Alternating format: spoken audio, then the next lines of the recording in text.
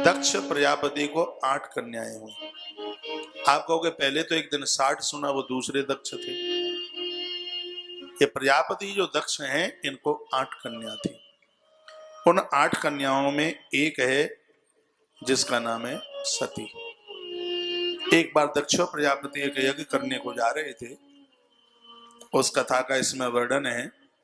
और उस यज्ञ में सभी बेटियां आई, सभी जामाता आए। जामाता ससरो तस्मिन् स्वभावो तेस्ततः ततो ज्ञाता सती सर्वातस्तास्तु प्राप्ता पितुर्ग्रहम्।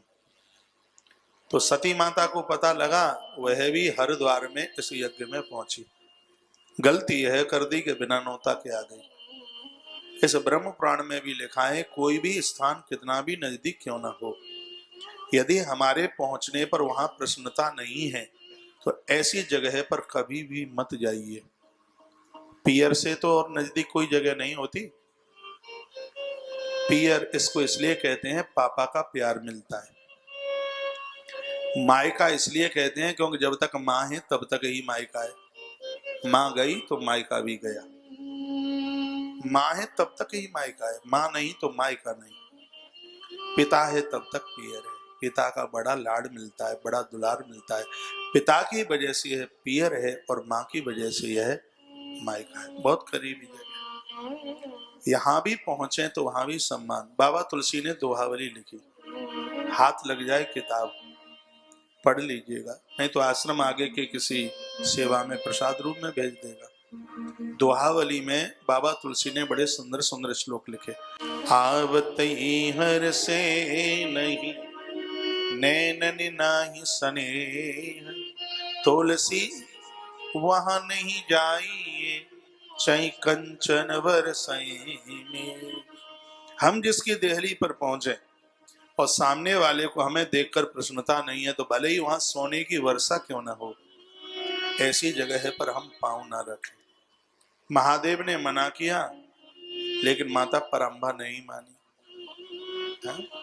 हमारी माताओं की एक तो विशेषता तुम्हें माननी पड़ेगी। पहले जब विशेषताएं तारी बजाओ, जब विशेषताएं का देखो कितनी जोते अपने का तारी बजा रही। जब माँ अपने पर आ जाए तो 4 मुंह वाला ब्रह्मा भी आ जाए समझाने को तो ना माने। ग्रंथ कहता है कि घर के बड़े लोग समझाते हैं,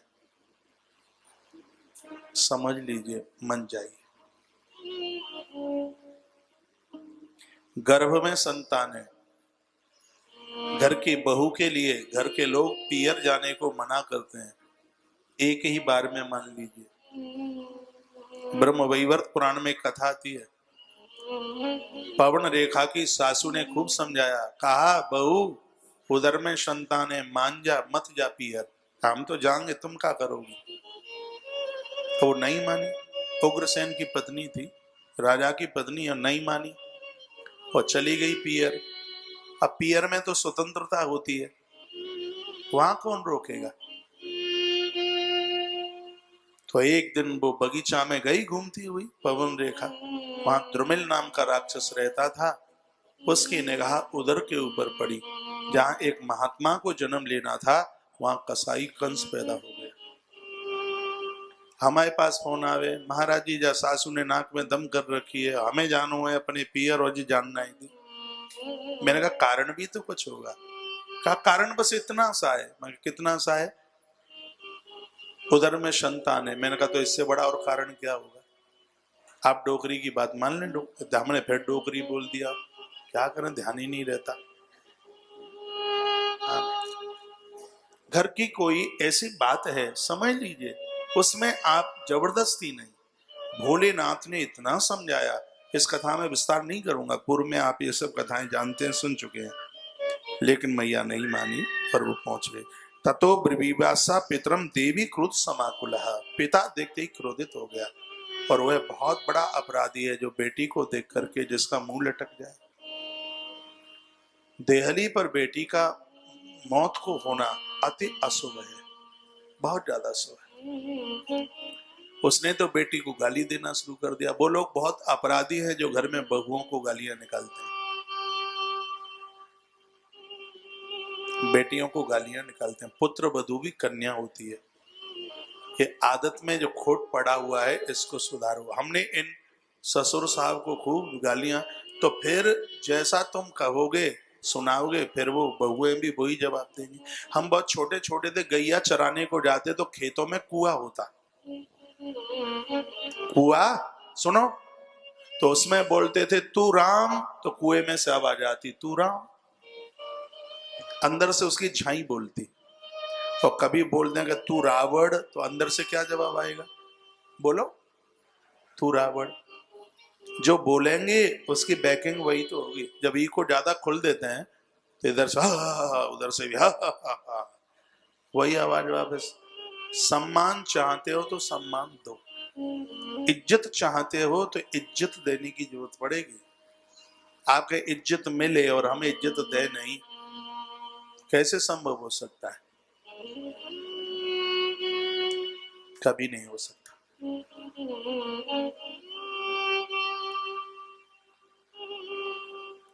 बेटियों को गाली देना, बहुओं को गालियां देना, ये बिल्कुल ठीक नहीं। तुम भी अपनी सासू मां को गालियां दोगे और तुम्हारा बेटा यदि सुन रहा होगा तो तुम्हारे घर में जब बहू आएगी वो तुम्हें गालियां देगी तो तुम्हारा बेटा रोकेगा नहीं, क्योंकि उसको पता है कि मम्मी दादी को गाली देती थी तो प्रसाद मम्मी को मिल रहा है तो ठीक है, ये फिर वो काहे को रोकेगा, और रोकना भी नहीं चाहिए। इसलिए एक दूसरे का आदर, एक दूसरे का मान समझे। दक्ष प्रजापति बेटी को गालियां देने लगा, बहुत असभ्यता का व्यवहार किया और वो रो पड़ी, दुख भरे आंसू थे।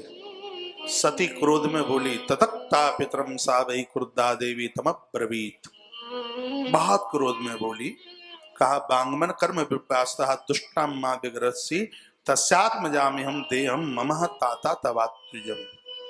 कहा मेरा कोई अपराध है कि मैं तेरे अंश से पैदा हुई हूं, लेकिन इस शरीर को मैं रखूंगी नहीं। तातस्तेना अपमानेन सती दुखाद दर्शतः, सती को इतना दुख हुआ, अब्रवीद वचनम देवी नमस्कृत्यम स्वयं भुवम, उसने क्रोध में अपने आप को संभाल नहीं पाई, अग्नि प्रकट हुई और सूर्य अग्नि के साथ में वह भस्मीभूत हो गई और यह बोल के गई थी गच्छेयम धर्म पत्नी तम त्रमकस्यैव धीमतः, यह बोली कि जिस शंकर को तूने गालियां दी हैं याद रखिएगा वो सर्वशक्तिमान है, वो ईश्वर है, वो परमात्मा है, लेकिन तुम उसे पहचान नहीं पाए। यदि उनके चरणों में मेरी श्रद्धा है तो अगली बार भी जन्म लेकर पति के रूप में मैं उन्हीं को प्राप्त करूंगी। लिखा है गच्छेयम धर्म पत्नी तम त्रमकस्यैव धीमतः, द्वारा भी मैं पति के रूप में उन्हीं को प्राप्त करूंगी। सती माता ने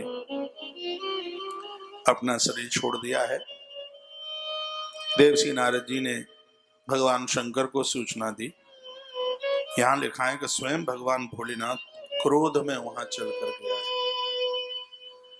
और दक्ष को आके श्राप दे दिया। दक्षस्य च विनाशाय चकोपा भगवान प्रभु, ये नई कथा है, ये नहीं सुनी होगी।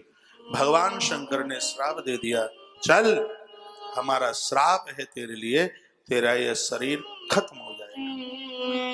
और ग्रंथों में तो उसको बकरा बुकरा बनाया गया, लेकिन ब्रह्म पुराण में नहीं बनाया बकरा, उसमें तो उसको श्राप दे दिया कि तेरा शरीर यह गलेगा और द्वारा से तू वृक्षों की बेटी तुझे जन्म देगी। ये कथा पीछे सुन गए हैं। मारीसा ने उसको जन्म दिया, वहां भी उसका नाम दक्ष ही हुआ था। तो यह भी नहीं माना और इसने भी कह दिया भले ही तुम्हें यज्ञ में स्थान मिले, लेकिन तुम्हें आहुति डालने के बाद, आरती उतारने के बाद, अरे देवता तुम मेरा पक्ष नहीं लेते हो। वो दक्ष बुड़बुड़ाने लगा और भगवान शंकर को कहता है यज्ञ में तेरी आहुति डालने के तत्पश्चात, तेरी आरती उतारने के तत्पश्चात लोग अपने हाथों से पानी लगाएंगे, जल लगाएंगे, उसके हाथ ही तब शुद्ध होंगे। तू कपाली है, तू भूतों के साथ रहता है, तू प्रेतों के साथ रहता है। जब आहुति में जब यज्ञ प्रज्वलित होता है तो उसमें यूं ऐसे कर करके कुछ उसमें अस्तोमा सदगमे तमसोमा ज्योतिर्गमे मृत्युमा अमृतगमे, तो उसके बाद हाथों पर जल लगाना पड़ता है। जब आरती लेते हैं तो आरती के बाद भी हाथ पर यूं जल लेना पड़ता है। क्यों लेना पड़ता है? ये श्रीमान दक्ष ने श्राप दे दिया। आप समझ पा नहीं रहे हैं हमें। जैसे आरती लेते हैं, अब सार्वजनिक जगह पर आप आरती ले रहे हैं तो वहां तो पानी की व्यवस्था नहीं है। किसी अनुष्ठान में आप बैठे हैं, घर में ही आपके में पूजा हो रही है और आपने आरती उतारी, आरती ली, आरती के बाद हाथ से जल लगाना पड़ता है। ये दक्ष ने श्राप दिया है, ब्रह्म पुराण में लिखा है। कृत्वा आहुतिम तब क्रूरः अपः स्पृशंत कर्मसु। आरती में कर्पूर गौरम बोला जाता है, नहीं तो आरती पूरी नहीं होती। शंकर का नाम न लो तो, और शंकर का नाम लिया है तो दक्ष ने श्राप दे दिया। दक्ष ने कहा ततो देवस्तुते शार्दम न तो पूजा भविष्यति। यदि जो लोग आरती के तत्पश्चात हाथ से पानी नहीं लगाते, जल नहीं लगाते, तो उनकी आरती समर्पित नहीं होती। कभी आप हमें यहाँ देखते हो तो आरती के तत्पश्चात आरती लेने के बाद हाथ से यूं ऐसे यूं जल लगाते हैं। ये श्राप इस दक्ष ने दिया। एक दूसरे को सापा सापी बातें तो बहुत होती हैं बताने को, लेकिन 3 घंटा में तो हमारा जनरेटर गर्म नहीं हुए। हाँ।